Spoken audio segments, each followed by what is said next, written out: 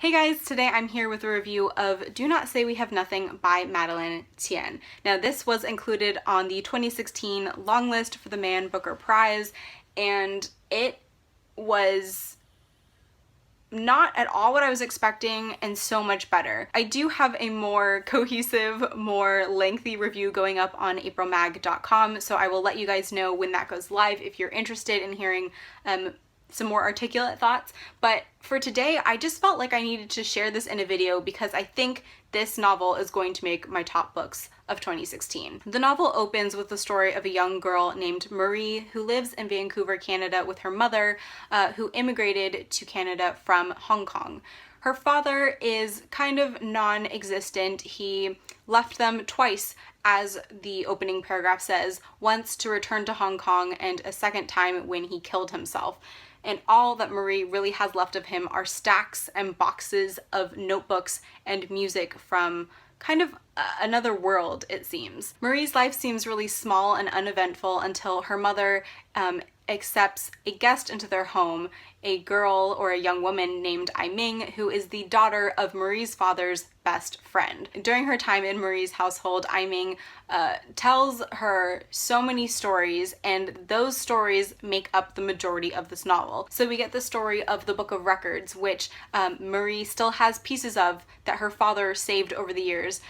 It's this kind of never-ending story that has been copied out by hand and passed around the whole of China, and it just really serves to tie all of the characters together regardless of where they end up physically in the world. Then there's the story of Sparrow, Aiming's father and a composer who worked at the Shanghai Conservatory before the Cultural Revolution kind of crushed all of these intellectual and bourgeois institutions. Sparrow's story encompasses so much more than just his own life. It includes that of his family, it includes that of Kai, Marie's father, and ultimately it kind of ends up being a love letter to storytelling, a love letter to music, and a love letter to the relationship between these two men. The main reason I want to direct you guys to my written review is that I always have a problem with books that I really have loved that prevents me from properly articulating how I feel about them. This is just such an epic masterpiece. It's a real family saga,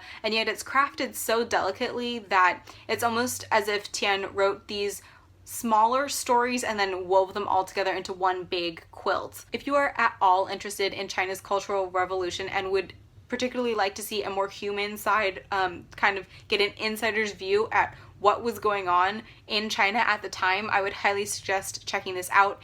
It does give quite a bit of background on the revolution. You get a real flavor of like what the average everyday person was going through, and at moments it's really rather heartbreaking. And if you are at all a musical individual, I think you will love this. Music plays such a key role in this novel. It is another form of storytelling. It is another form of binding relationships.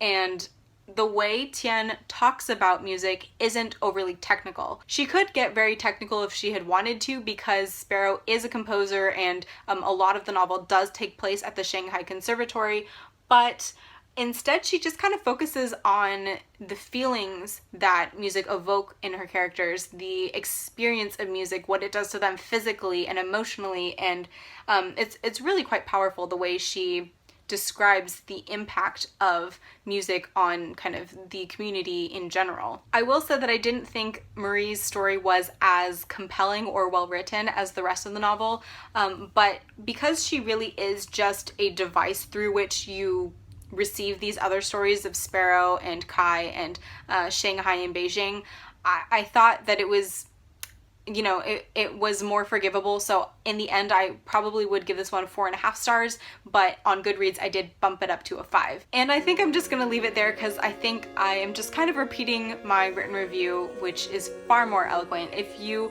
are at all interested in reading Man Booker nominated books, this is a must read or a must add to your list. It is epic, it is intimate, and it is surprisingly gripping for such a chunker. There's no moment that feels like a lull and I would recommend this to pretty much anybody. I know this one is a little harder to get a hold of if you're based in the States like I am.